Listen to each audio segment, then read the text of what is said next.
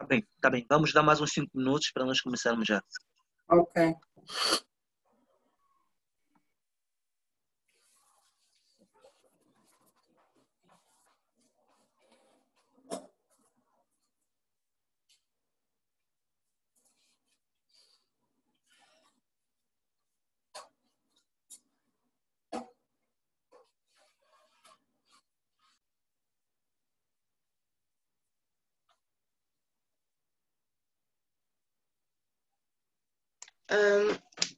Então, penso que podemos começar.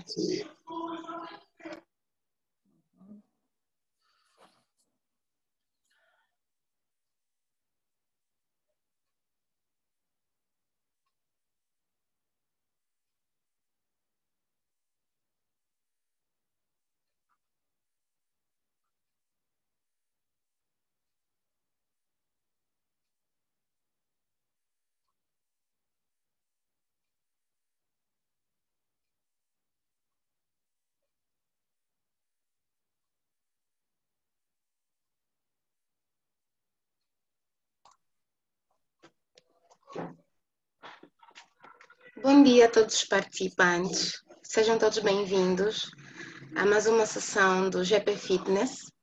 Hoje vamos falar aqui com a doutora Alves, com a doutora Carla Alves, psicóloga, que vai nos falar um bocadinho daquilo que são as consequências do confinamento, do sedentarismo, durante e pós, né? E nessa pandemia que estamos aqui a viver. Epá, não vou me alongar muito, para não errar, e vou já passar a palavra para a doutora. Bom dia, doutora, como está? Demos um minutinho. Um minutinho que eu vou só pôr aqui o meu coisa no info.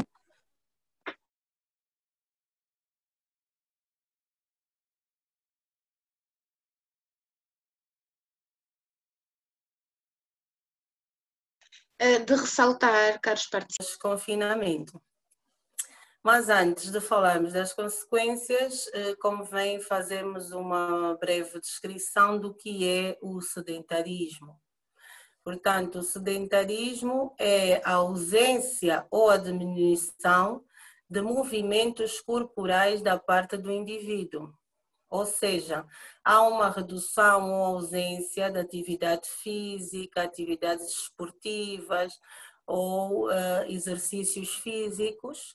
Portanto, o indivíduo ou a pessoa sedentária tem um gasto calórico bastante reduzido.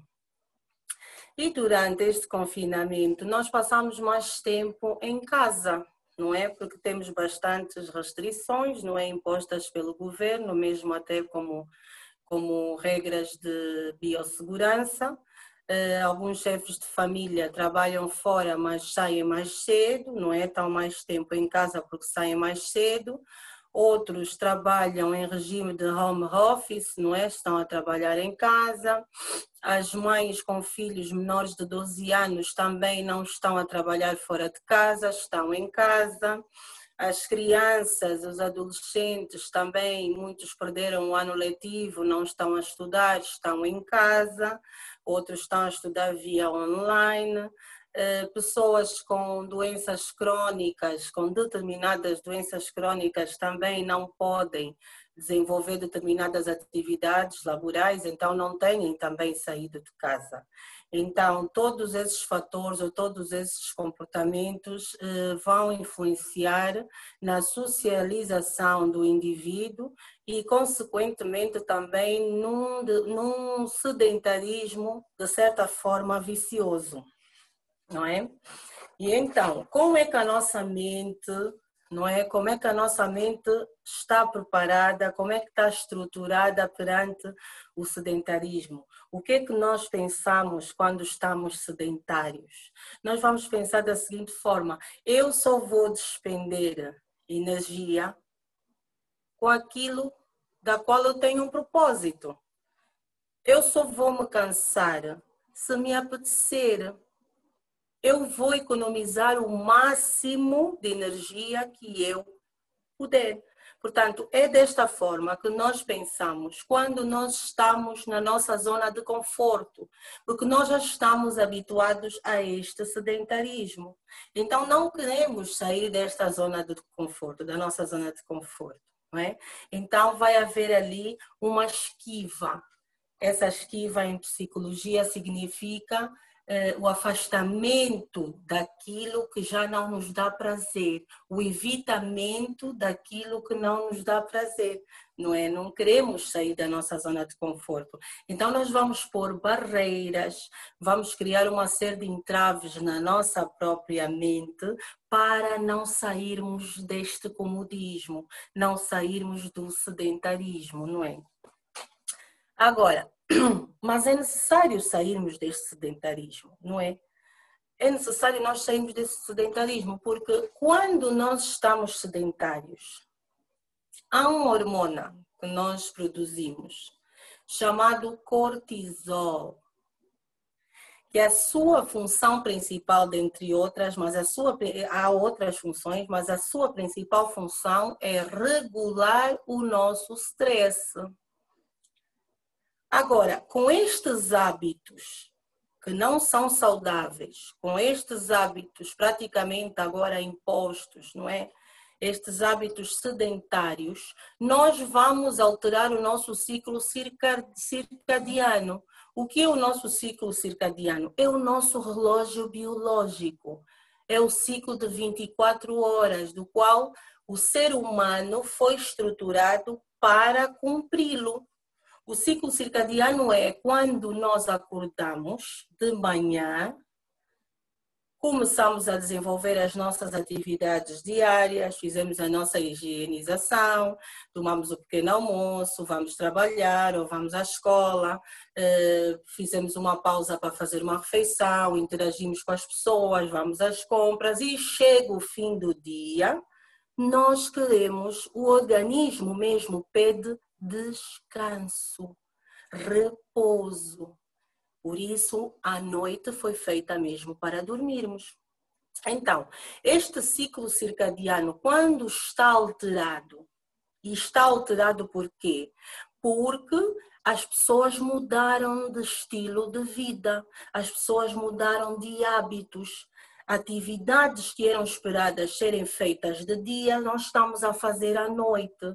Nós já não dormimos bem, nós dormimos tarde, estamos dependentes da tecnologia, ficamos ali no telefone, a teclar até muito tarde, no WhatsApp, na internet, à frente da televisão, a ver filmes até as 2, 3 da manhã. Portanto, isto está a quebrar o nosso ciclo circadiano. Portanto, está a haver uma desregulação neste ciclo circadiano. A nossa alimentação também está comprometida, porque, entretanto, nós vamos comendo mais vezes e, de certeza, com qualidade, não é? Fora de horas, e isso tudo vai comprometer esta hormona que eu já aqui especifiquei, que é o cortisol, que é o hormona que vai regular o nosso stress. Então, se nós não estamos a dormir bem, estamos a dormir tarde, quando acordamos cansados, fatigados, sentimos uma fadiga, dores de cabeça, porque muitas vezes dormimos tarde e acordamos cedo. Portanto, todas essas alterações vão desregular o hormona cortisol, não é? Que ele passa pela nossa corrente sanguínea para desempenhar as suas funções. Desregulando esta hormona, o que é que vai originar? Irritabilidade. Se eu não durmo, eu vou estar irritada. Se eu não durmo, eu vou perder a concentração. Não tendo concentração, eu não serei produtiva no serviço ou durante as aulas online ou num curso que eu esteja a fazer, por exemplo. Também essa desregulação do cortisol induz as pessoas a terem apetência a doces, não é? As pessoas vão tendo apetência a doces e tendo apetência a doces, essa compulsão por doces, o que é que vai gerar? Obesidade, diabetes, o nosso metabolismo vai ficar também alterado, comprometido.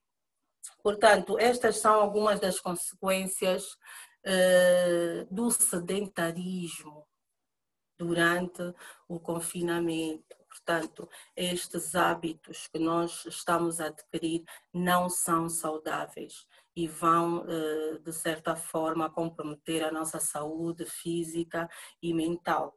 Mas o indivíduo, ele precisa e necessita de operar fora desta sua zona de conforto, fora do sedentarismo, para poder se desempenhar e ter um bom desempenho físico e mental. Mas como? O que é que nós devemos fazer e podemos fazer para que as consequências do sedentarismo não se agravem muito mais após o confinamento?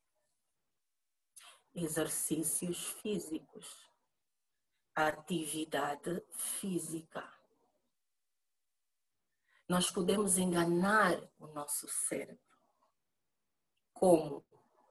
Como já estamos tão habituados a determinado comportamento, dormir tarde, acordar tarde, entretanto podemos ter também hipersônias, dormir muito, 3, 4 vezes por dia, isto também é uma alteração do sono, não é? Então, como é que nós podemos enganar o nosso cérebro para que possamos iniciar uma atividade física, movimentar o corpo, os músculos?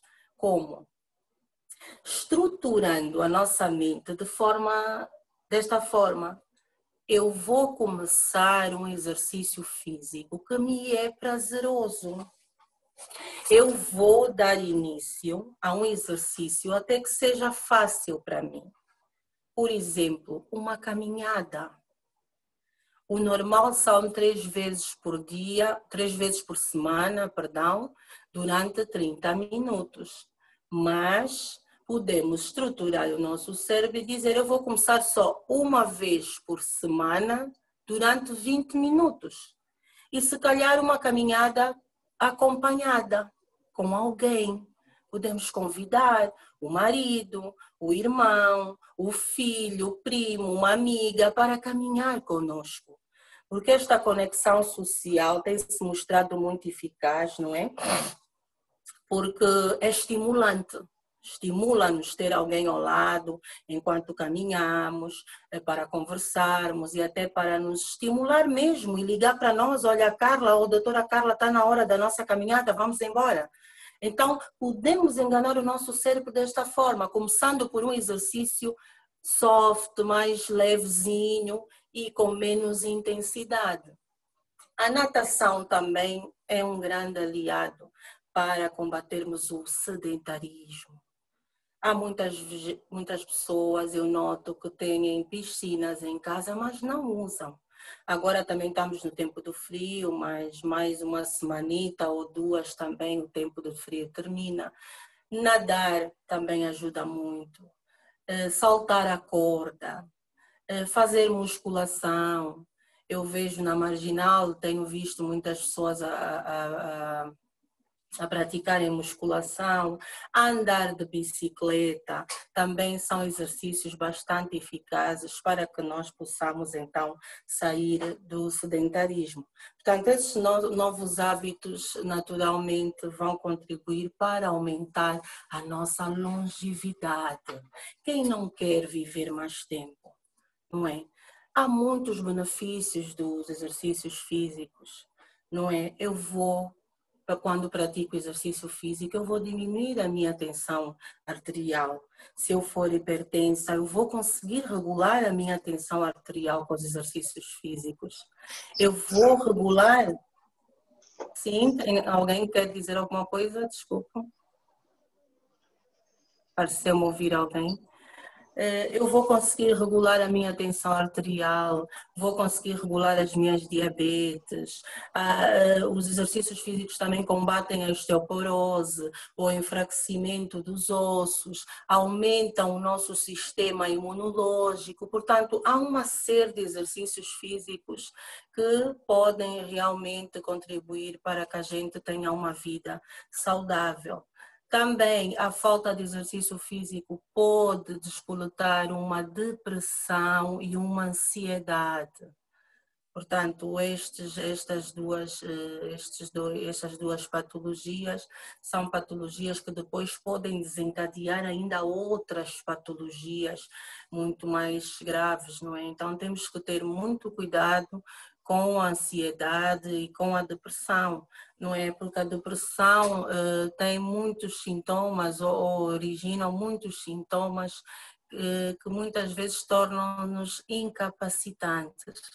Ela pode conduzir-nos à irritabilidade, à vitimização, podemos ficar e sentirmos um vazio, uma melancolia, choro fácil, tristeza, isolamento social, vitimização, ideações suicidas e, por fim, até consumar-se mesmo o ato do próprio suicídio. A depressão também causa alterações de sono, alterações do apetite, a pessoa fica sem vontade de comer, outras até comem muito mais. Portanto, a depressão é um grande mal. E quando nós praticamos exercício físico, de certeza que vamos conseguir combater a depressão. Há investigações que sugerem a associação da prática do exercício físico e os níveis de depressão. Houve um estudo feito numa universidade nos Estados Unidos, a Universidade de Duke, com 2 grupos que tinham depressão. Portanto, eles dividiram os pacientes em 2 grupos. O primeiro grupo, eles prescreveram um antidepressivo chamado sertralina. É um antidepressivo. Então, o primeiro grupo tomou este antidepressivo.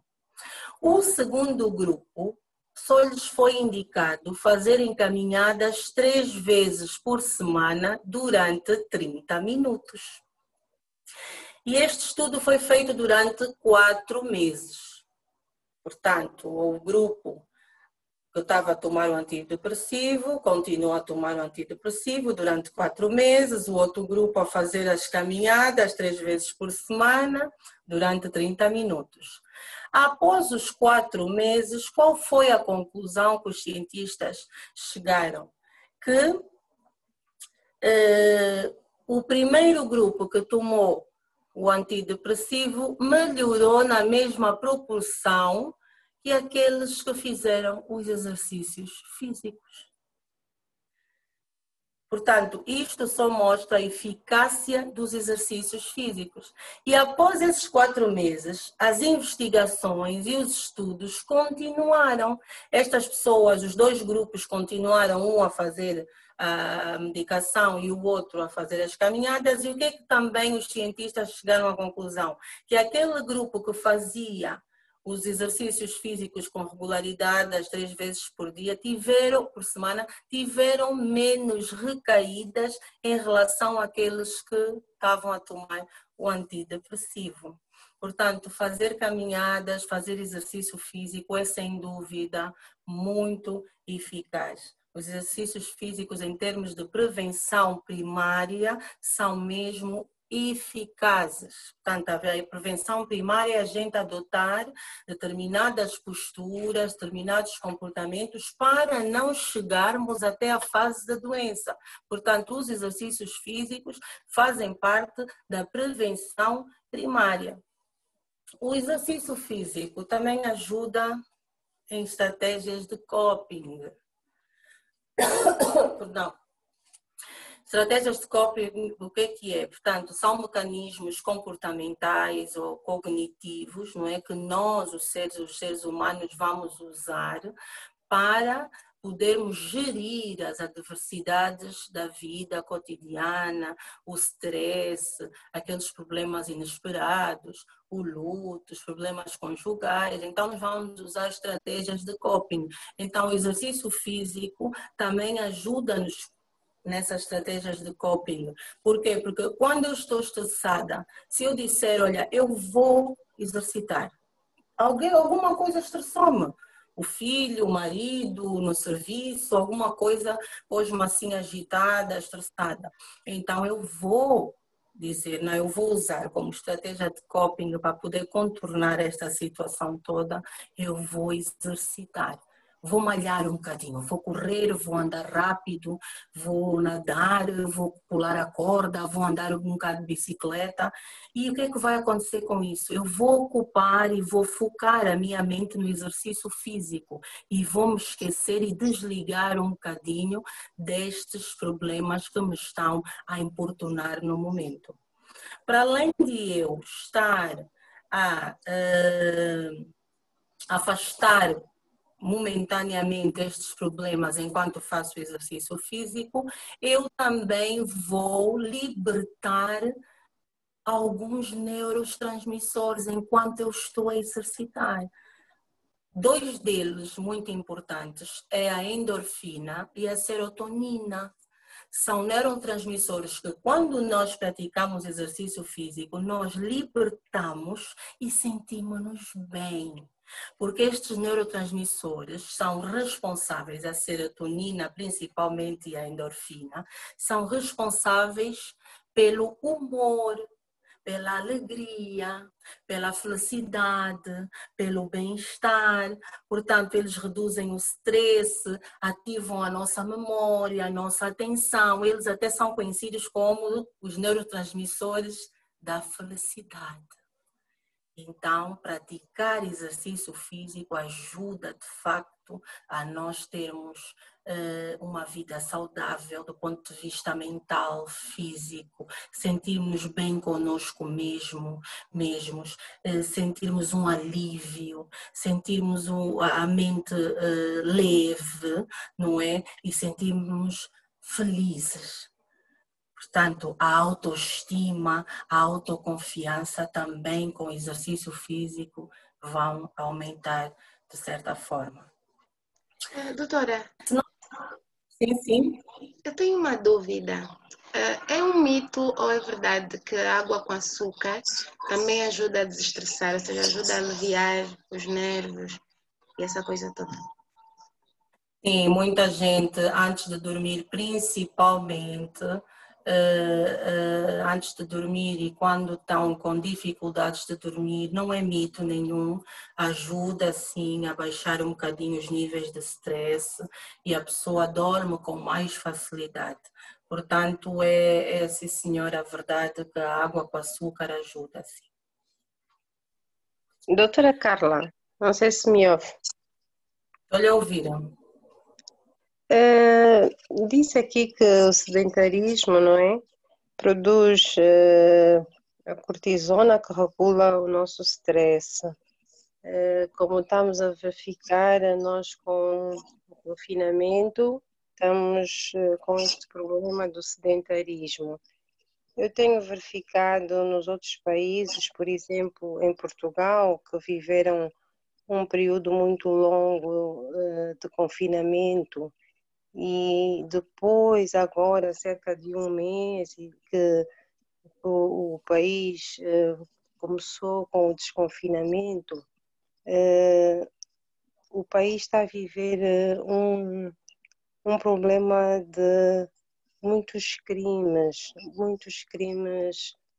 familiares a nível da família. E não teme ou não acha que Angola poderá viver a mesma situação, uma vez que também as famílias estão confinadas e estão então a viver esse problema do sedentarismo que provoca o stress. Podemos então um dia próximo enfrentar este problema também de violência doméstica aumentar, fruto mesmo de estarmos a viver este confinamento. Caríssima participante, obrigada pela sua questão. Nós já estamos a vivenciar isso, caríssima, nós já estamos a vivenciar um aumento de violência doméstica em Angola. Se estiver atenta, ainda foi a semana passada ou há 2 semanas atrás que o namorado atropelou de propósito a sua esposa. Já temos visto também, o mês passado, houve no Palanca, no bairro Palanca, uma jovem que foi morta brutalmente em casa, na presença do seu marido. Penso que o marido também foi morto, não tenho bem a certeza. As pessoas agora, quando vão levantar dinheiro, também já estão a ser baleadas, estão a ser assaltadas. A criminalidade aumentou, de certeza, de certa forma, porque as pessoas, muitas perderam o seu emprego, não é? Trabalham em regime de meio turno, algumas começaram a ganhar menos, há muito mais desemprego e naturalmente que a criminalidade aumentou e temos visto isso. Portanto, isto não se está a verificar só em Portugal nem nos outros países, não é?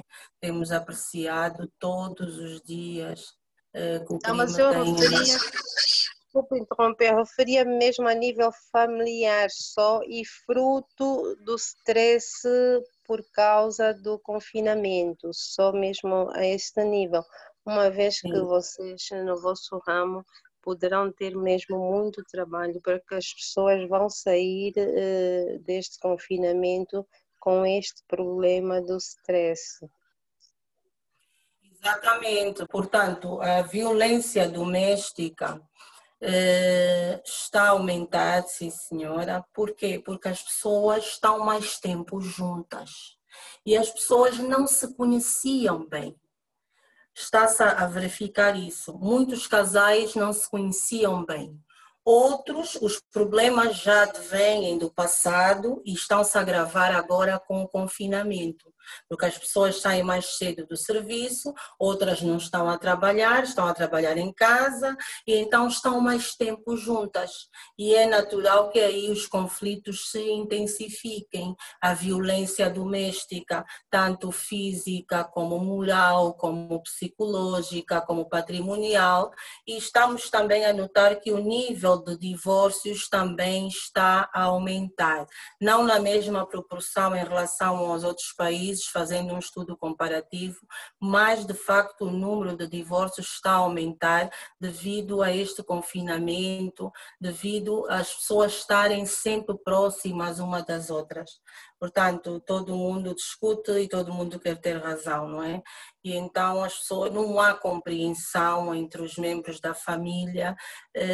Algumas famílias até melhoraram muito a sua interação social, conversam mais, aproximaram-se muito mais, mas também temos que admitir que muitas delas não. O confinamento veio de facto afastá-las e criar realmente uma série de problemas na sua conexão e no seu desenvolvimento familiar.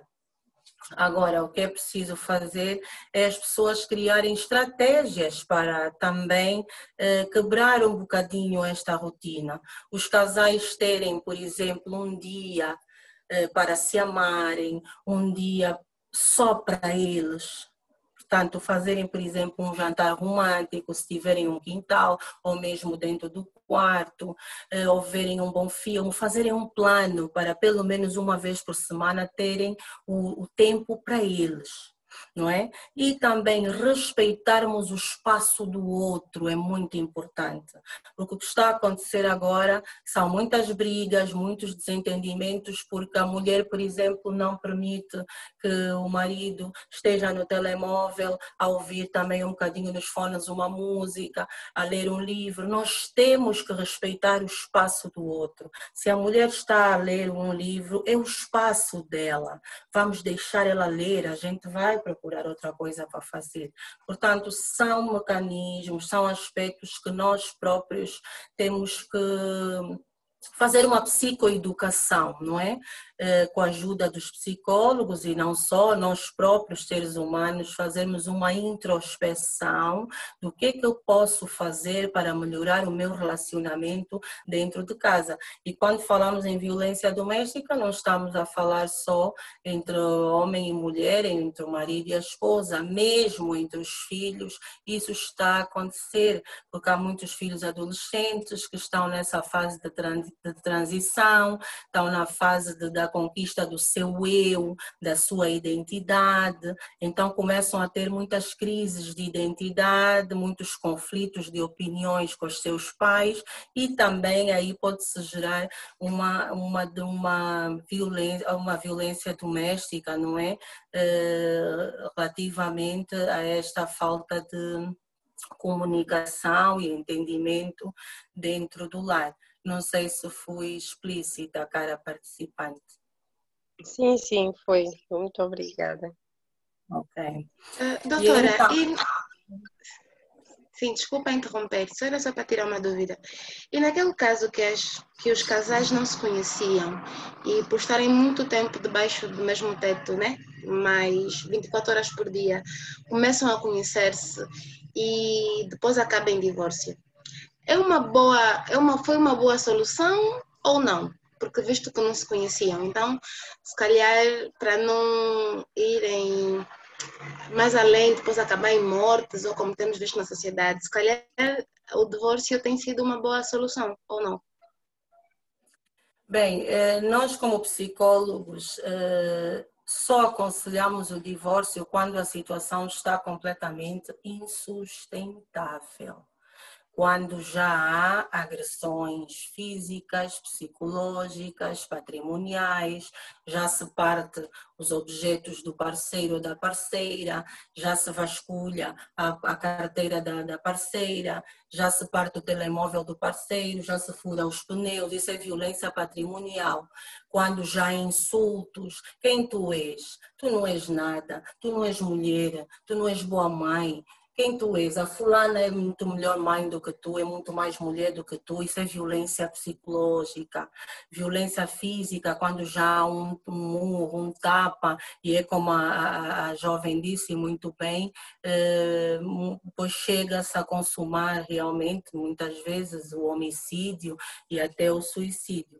Portanto, nessas situações, nós, os psicólogos, para podermos garantir e manter a integridade física e psicológica do nosso paciente, nós aí temos mesmo que ajudar a pessoa a fugir, a ter uma esquiva, a sair, a haver uma fuga desta situação toda.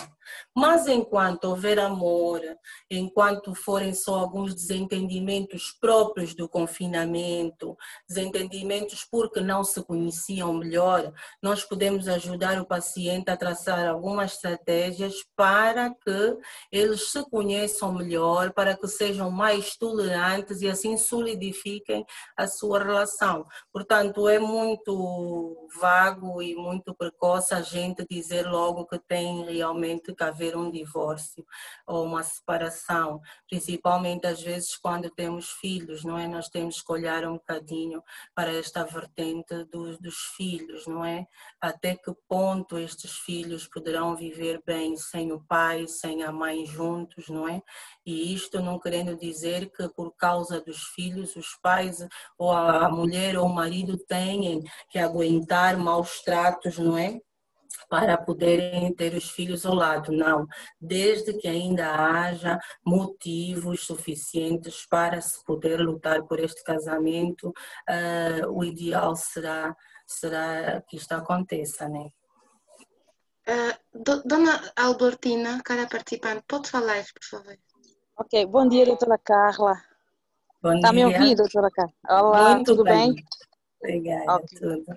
Pois é, doutora Carla, estava aqui a ouvi-la, mas fiquei assim preocupada em relação às idades.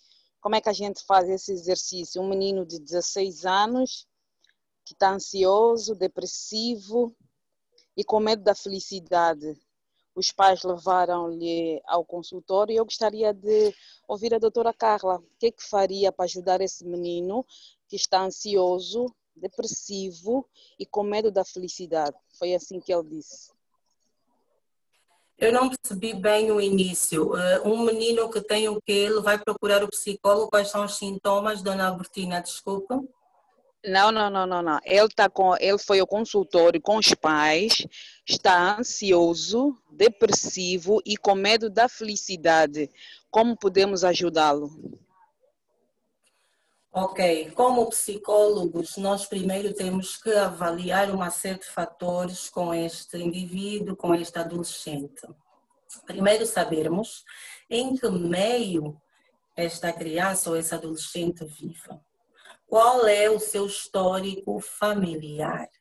Ele come à mesa com os pais?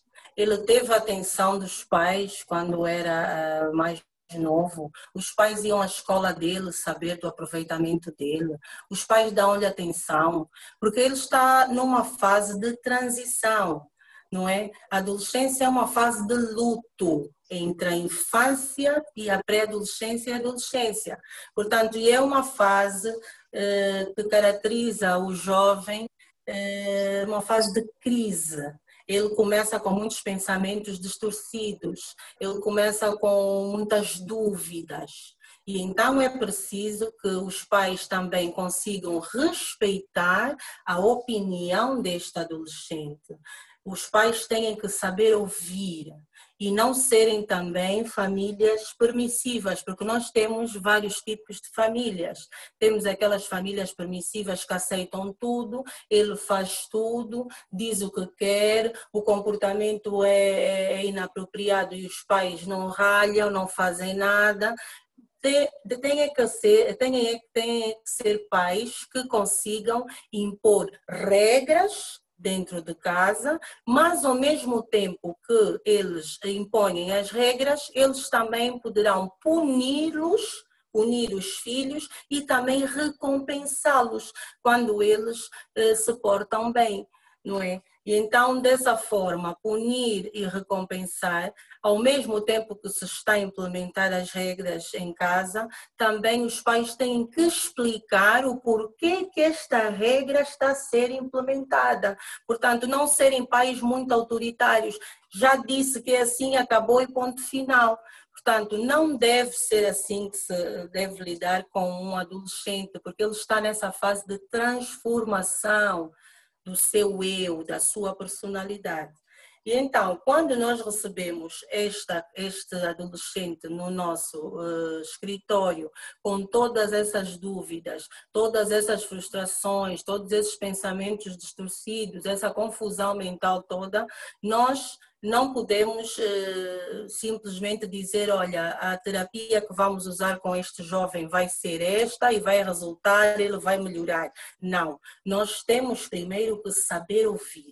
Tem que haver uma escuta ativa, ouvirmos este paciente durante várias sessões, saber de facto o porquê que aquilo está a acontecer, a sua história pessoal, se ele teve algum trauma no passado, que se calhar às vezes os adolescentes, não é às vezes, não raro, eles não desabafam com os pais, não se abrem com os pais e às vezes em consultório nós conseguimos realmente identificar as causas daquela ansiedade, daquela tristeza, não é? Que levou o nosso paciente até o consultório. Portanto, sabemos da queixa principal deste paciente e tentarmos descortinar o que é que está lá atrás, porque muitas vezes são ideias e pensamentos reprimidos que ele tem porque foi punido e sentiu-se ansioso e então ficou lá no seu inconsciente tudo aquilo reprimido e aquilo não consegue sair do inconsciente até o consciente e logo ali dá-se aquela confusão mental, aquele conflito interno do próprio adolescente. É uma fase bastante complicada, a adolescência, e temos que saber trabalhar. Normalmente a terapia que devemos usar é a terapia interpessoal, que é aquela terapia que nós vamos trabalhar o reforço do ego, nós vamos trabalhar todas aquelas questões que apoquentam realmente o paciente, vamos trabalhar os seus medos, as suas emoções, os seus anseios. Podemos também usar uma terapia de apoio, onde vamos afastar o paciente daquele meio, daquele ambiente que lhe está a fazer mal. Portanto, há uma série de terapias que nós podemos usar para podermos resgatar, não é, aquilo que o paciente perdeu e trazer de volta realmente o seu bem-estar. Não sei se fui clara.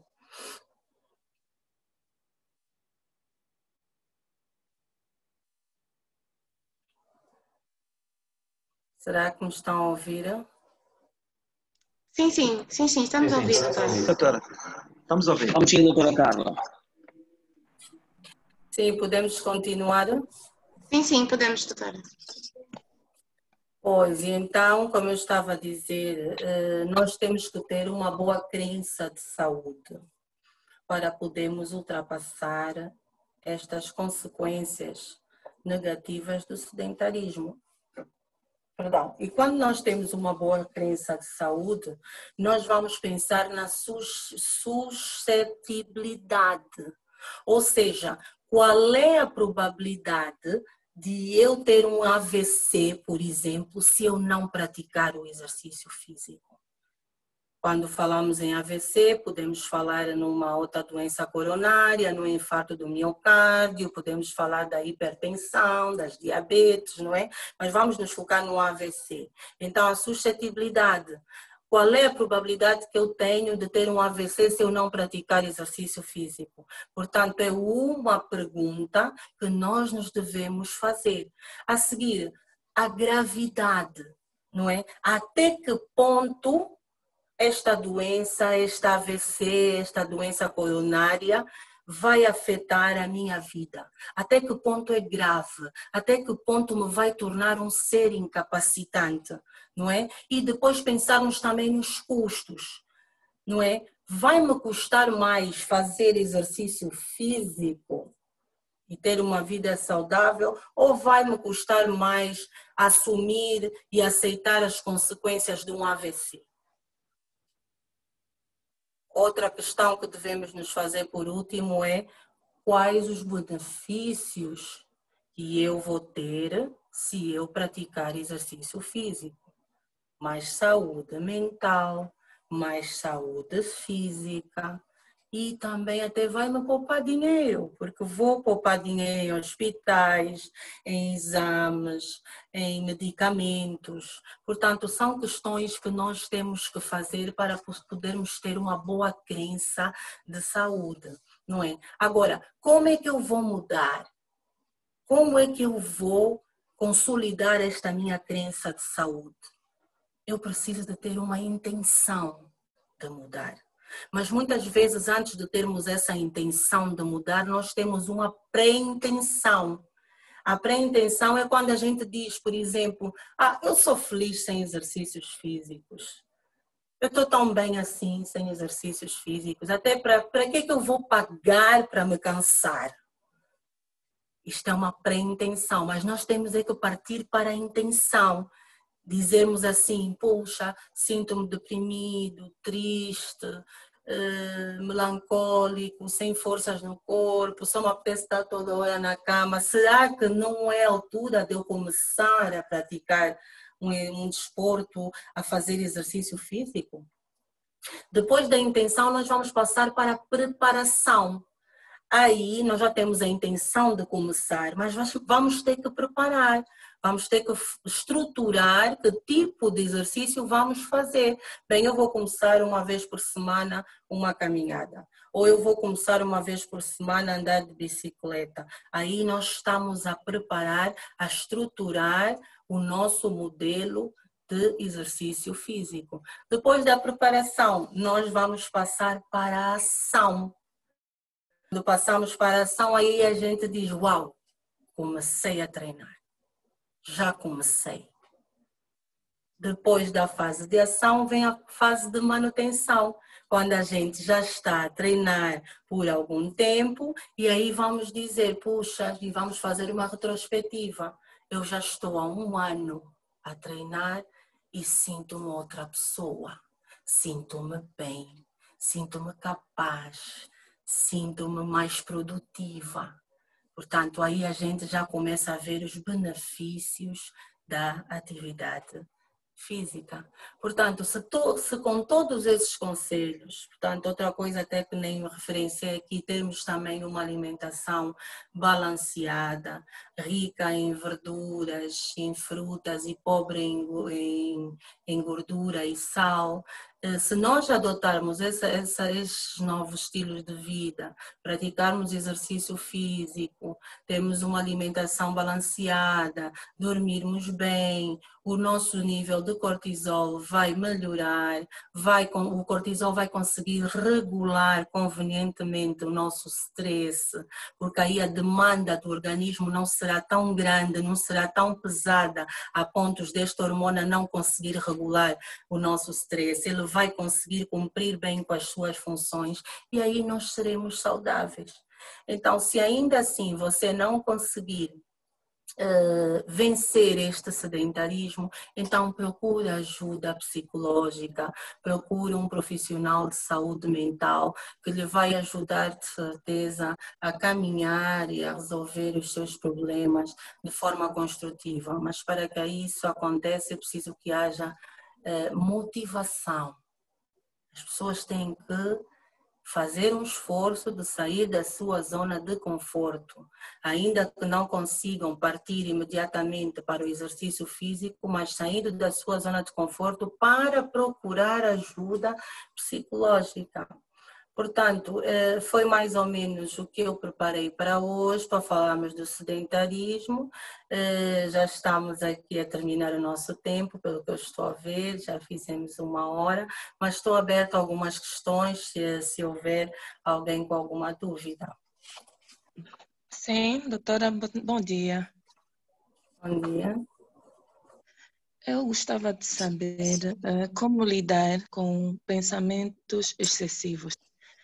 Por vezes, em algumas situações, o fato da pessoa ter muitos problemas ou muitas situações que precisa resolver ou precisa tratar, este fato tem como consequência, por exemplo, a falta de sono, faz com que esses pensamentos faz com que tenham insônia, falta de sono. Eu gostava de saber se a prática de exercícios físicos pode contribuir para resolver esta situação. Cara participante, como é que se chama? Ana Marlene. Ana, o exercício físico é um grande aliado. Não sei se entrou agora ou ainda conseguiu ouvir o estudo que se fez na Universidade de Duke, nos Estados Unidos. Não sei se ouvi tudo. Ouviu, pois. Então, o exercício físico ajuda a combater uma série de patologias, uma série de sintomas. E um dos motivos que nos faz conseguir dormir bem, ou um dos comportamentos que nos fazem dormir bem e ter um sono tranquilo, uma boa qualidade e quantidade de sono, é o exercício físico. Por quê? Porque nós libertamos determinadas hormonas, determinados neurotransmissores enquanto exercitamos. Portanto, nós libertamos... Está a ouvir? Está-me a ouvir? Sim, estamos a ouvir. Estamos a ouvir. Alguém deve estar com o áudio ativado. Já está. Quem não está a falar, convém desligar o microfone. Pois, então, como eu dizia, nós libertamos o neurotransmissor, a endorfina, e a endorfina e a serotonina são neurotransmissões responsáveis pela nossa felicidade. Eles regulam o nosso humor, eles atuam também nas nossas cognições, na concentração, na atenção, no raciocínio, na criatividade. Eles produzem-nos alegria, satisfação. Por isso é que quando nós treinamos, quando nós suamos, quando nós pelo menos durante 30 minutos exercitamos, nós sentimos-nos bem. Então temos que ter, no princípio pode parecer um bocadinho difícil e pode custar porque o organismo não está habituado, mas depois da segunda semana o corpo até começa a pedir, começamos a querer treinar mais, tomarmos um banho relaxante depois dos treinos e vamos conseguir dormir bem. Portanto, o exercício físico, sem sombra de dúvidas, ajuda a combater a insônia, porque há pessoas que estão com alguns problemas e que quando vão para a cama têm aqueles pensamentos obsessivos, aqueles pensamentos intrusivos, que a gente quer afastá-los a todo custo, mas não consegue. Ele está lá, ele vai entrando de forma agressiva, de forma intrusiva, e a gente às vezes luta, mas não consegue. Mas quando estamos com os exercícios físicos em dia, nós também ficamos cansados, não é? E estamos felizes por conta destes hormonas que a gente libertou. Então vamos conseguir dormir com mais facilidade. Agora, o importante é o exercício físico ser tomado como uma rotina. Nós não devemos parar, assim como a alimentação saudável deve ser para toda a vida. O exercício físico também. Portanto, há de facto algumas situações que nos impedem às vezes de regularmente fazermos exercício físico, quando estamos doentes, quando estamos com provas na escola, na faculdade, pronto. Mas se pudermos darmos sempre continuidade quando pudermos, é o ideal. Doutora, temos aqui uma questão. Não tem um nome, mas tem Nayoli. Ela gostava de saber se a ansiedade não é considerada como uma patologia. A ansiedade também pode ser boa. A ansiedade, quando não é exagerada, pode ser boa, porque ajuda-nos a lutar para conseguir aquilo que queremos. Portanto, por exemplo, eu vou ter uma prova na faculdade ou na escola, sou um adolescente, estou preocupada em tirar uma boa nota, em subir a minha nota, até porque a nota passada foi muito baixa. Eu vou ficar ansioso. Esta minha ansiedade pode ser vantajosa na medida em que eu vou me esforçar para poder alcançar bons resultados. Muitas vezes a ansiedade e o medo ajudam-nos em certas situações, mas quando já está de forma excessiva, pode acarretar outros problemas. A ansiedade é, sim senhora, uma patologia quando já atinge níveis muito altos. Normalmente, não raro, a ansiedade conduz-nos à depressão, porque nós ficamos ansiosos com aquilo que ainda não chegou. E muitas vezes sem razão de ser. Perdemos o sono, a concentração, ficamos agitados, irritáveis. As pessoas pedem-nos um favor, conversam conosco, nós respondemos com muita fúria, sem educação. Por quê? Porque estamos ansiosos, estamos com medo do futuro. E essa ansiedade muitas vezes pode nos conduzir, um dos transtornos que a ansiedade, para além da depressão, pode conduzir é o transtorno do pânico. Porque a ansiedade é medo. A ansiedade é medo. E começa a ser um medo patológico quando é exagerada.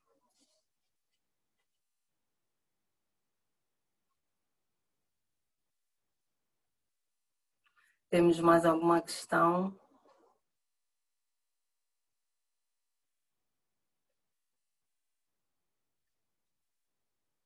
Está muito silêncio, será que me estão a ouvir? Estamos a ouvir, doutora, estamos a ouvir, sim. Estamos sim, doutora. Doutora Carla. Doutora Carla, bom dia. Bom dia. Doutora, o silêncio indica que alimentou-nos. Ok, com quem estou a falar? Será que é a colega Bernardina? Bernardina, sim, doutora. Olha, conheci logo pela voz. Como está, Bernardina? Bem, obrigada, doutora. Parabéns, parabéns por tudo. Obrigada, Bernardina. A doutora, pelo menos eu sinto que satisfez. Ai, caramba. Ok, é um tema que quase que não se esgota, não é? Pena que só temos 1 hora e já estamos no fim. Acho que mas em próximas oportunidades vamos falar um bocadinho mais. Tá bem, tá bem. Ok, mas foi excelente, doutora. Foi Tá, muito muito obrigada, Bernardina. excelente. Foi excelente. Ok. Ok. Estamos em cima da hora, mas ainda temos aqui uma. Bom dia, Acho que doutora é Carla. mais um desabafo. Querida moderadora, Bom não dia. lhe ouvimos. Bom dia, doutora Carla. Bom dia. Sim. Edson Costa, podes falar. Edson Costa. Eu gostaria de saber vocês têm Algum feito problema essas de som, sessões, não sei se me ouvem. vocês têm sessões regulares ou isso é espontâneo? Sim, nós temos sessões regulares. Temos sessões regulares. Ok. E como é que eu faço para poder aderir? Se ficam com Então, contato? está-me a ouvir? Estou a ouvir, sim. Sim, estamos a ouvi-la, A doutora. nossa live já terminou, mas eu espero que sejam vocês a encerrarem. Doutora, Não ainda não ouço Doutora Carla, podemos vai ninguém encerrar. ouvir? agora. Ainda temos aqui um desabafo, né? Então, De sendo assim, de se um dos calhar nossos vou-me participantes. retirar, não é? Doutora Carla, ainda temos uma questão. Então, Ainda Eu não temos uma consegui, questão. não fui satisfeito. Sim, já lhe vamos dar atenção, Edson Costa, visto que a sua questão é mais sobre o evento. Exato. Vamos só priorizar uma questão aqui no bate-papo. Doutora, Ok, consegue está nos bem. ouvir? Consigo ouvir, sim, senhora. Doutora? Doutora Carla, consegue nos ouvir? Acho que. Não, ainda está em linha. Doutora Carla? Está em linha, ainda está em linha. Eu acredito que o sinal da... Doutora Carla? Doutora Carla? não sei se me ouvem, eu fiquei sem ouvir aqui os moderadores. Agora estamos a ouvir, Conseguimos doutora. Não sei ouvi-la, se me estão conseguimos a ouvi-la. ouvir. Sim, Doutora sim, Carla, conseguimos estamos ouvi-la. aqui, ainda não terminou. Ana Lucamba. Sim, mas não ouço Ana. Não consegues nos ouvir, doutora? Deve haver algum problema técnico, não é? Isso é normal em lives em direto acontecer. Doutora, consegue ver o Carla, não estamos a bate-papo? ouvir. Vi aqui o comentário da Teresa a parabenizar-nos. Muito obrigada, Teresa.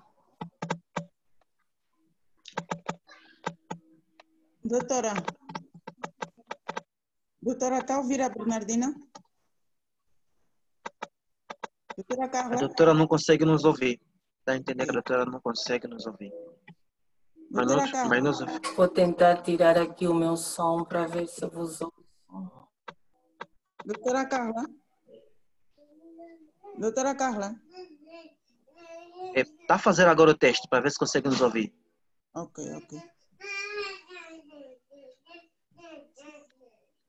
Não ouço, Ana. Deixei de ouvir. O que se passará? Doutora Carla? Mas É quem o tiver seguinte, algumas questões que puder a doutora Carla não pôr na consegue nos tela, eu ouvir. vou respondendo, Não consegue nos não é? ouvir.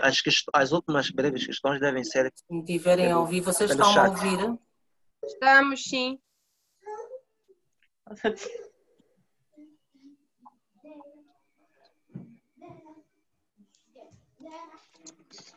Colega, Não percebi, não acabei de ler. Diz que há aqui uma participante que tem ataques de pânico e ansiedade, mas que a minha chefe não conseguia acabar de ler o resto.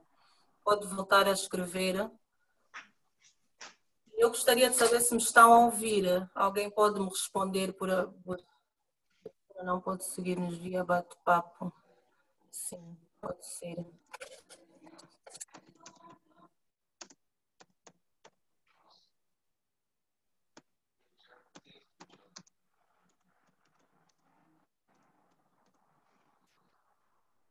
Vamos lá ver. Bate-papo, ok. Eu sou a Juliana, estou com a crise de pânico e ansiedade. A minha chefe, ela é médica, ela diz que não é na ansiedade, não considerado uma patologia e ela obriga a trabalhar mesmo com crise. Bem, eu vou responder, mas ainda ninguém me disse se me estão a ouvir. Eu gostaria que alguém respondesse se realmente está-me a ouvir. Estamos a ouvir, sim, doutora, estamos a ouvir. Ok. Estamos a ouvir, doutora. É sim. E é muito perigoso trabalharmos com ansiedade. Se a paciente tem crises de pânico, este pode estar também com um transtorno de pânico, porque o que caracteriza o transtorno de pânico é a crise de pânico, é um medo. A pessoa vive com medo do futuro, vive com medo de certas situações que podem se agravar.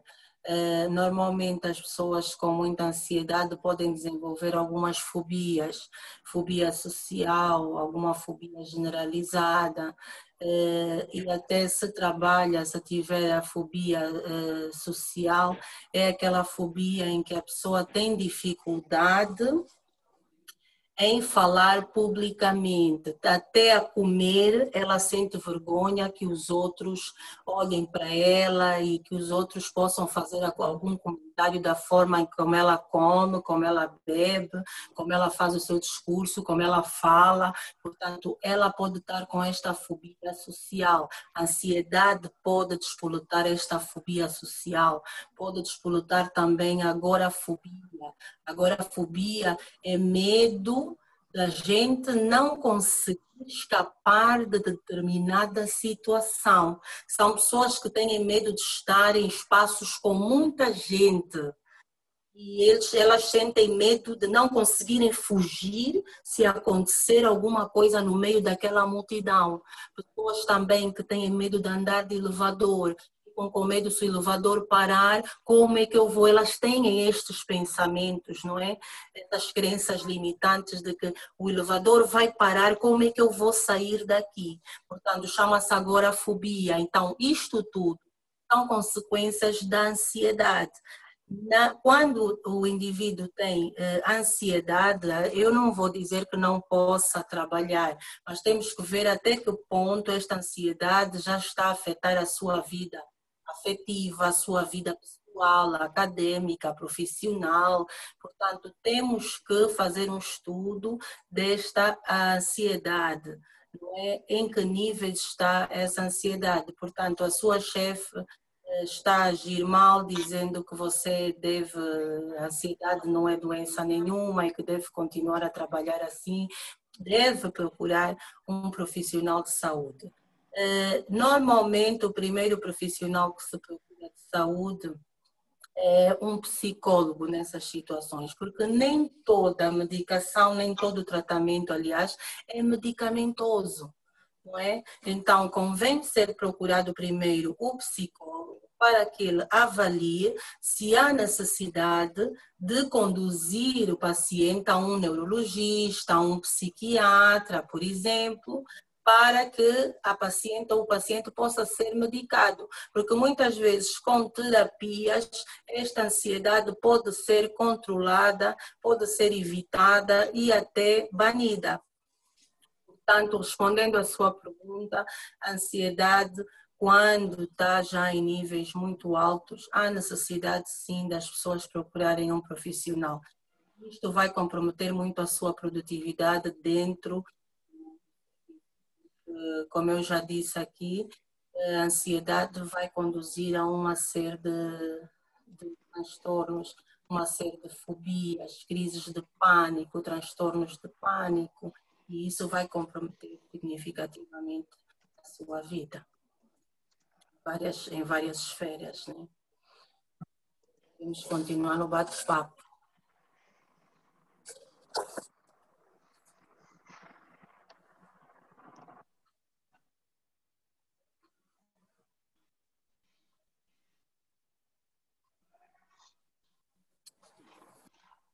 Pois é, essa questão, não é? Diz que a chefe, mesmo com o relatório médico, não aceita, mas isso é contra a lei. Eu acho que a digníssima paciente devia ir até o Ministério do Trabalho com este relatório e expor também a sua questão, porque as doenças da mente as pessoas às vezes minimizam. Talvez a sua chefe, se você lhe aparecesse com tumor no braço, ou na perna, ou na garganta, ou se tivesse um paludismo muito severo, iria se preocupar mais consigo, não é? Mas as doenças da mente são muito mais preocupantes e muito mais incapacitantes em relação às doenças físicas, porque há uma interação muito grande entre mente e corpo. Se nós não estivermos bem mentalmente, nós não vamos conseguir empenhar as nossas tarefas diárias com funcionalidade, com mais, como direi, empenho, e então vamos comprometer também a nossa saúde física. Portanto, nós temos que estar primeiro bem aqui, as nossas cognições devem funcionar muito bem primeiro, para que o nosso físico possa responder adequadamente. Já vi aqui, Ana, vamos já terminar, então vamos encerrar então a nossa live. Eu tenho a agradecer o convite da PMI e espero que tenha sido clara e convincente. Desculpem-me qualquer coisa, se alguma coisa falhou. E fiquem todos bem, tenham um excelente sábado. Obrigada, doutora. Obrigada eu, Nilza. Muito obrigada, Igualmente. doutora. Obrigada, doutora Carla, muito obrigado.